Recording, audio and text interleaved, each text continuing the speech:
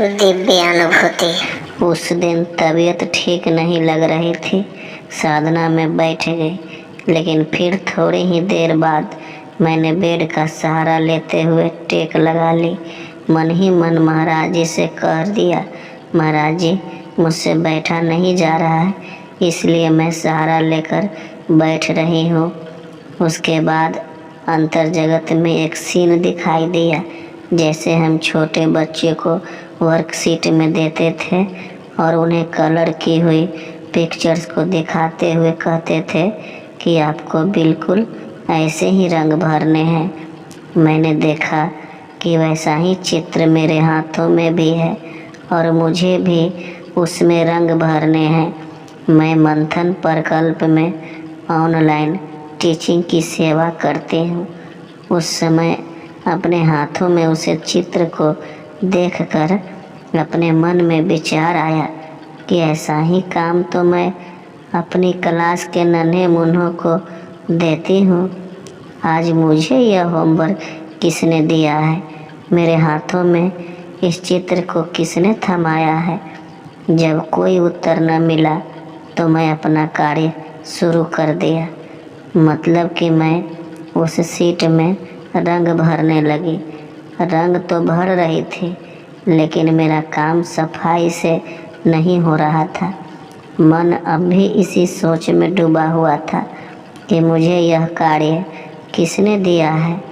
उसी समय मुझे आकाशवाणी की तरह एकदम स्पष्ट आवाज़ सुनाई दी। वह आकाशवाणी थी, आशुतोष ही वे चित्रकार हैं जिनका चित्र पहले से ही तैयार है। कर लो साधना गुरु आज्ञा में रहकर, यह अवसर आना न बार बार है। इन पंक्तियों को सुनते ही मैं समझ गई कि मुझे यह स्वयं गुरु महाराज जी ने दिया है। मुझे इसे बड़ी ही सफाई से और जल्दी से पूरा करना चाहिए। बस यहाँ तक ही देखा और मेरी आंखें खुल गई। आंखें खुलने के बाद मैं एक और दुविधा में उलझ गई। यह सारा दृश्य मैंने साधना में देखा है कि जो मैं सहारा लेकर सो गई थी उसमें स्वप्न में देखा है। क्या मुझे अंतः अनुभूति में इसे रिकॉर्ड करवाना चाहिए? अगले दिन मैं फिर से उसी पोजीशन में साधना में बैठी हुई थी।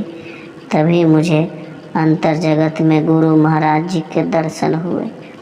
महाराज जी ने सफ़ेद रंग का चोला पहने हुए थे। इस दूसरे अनुभव से महाराज जी ने मेरे डाउट को क्लियर कर दिया।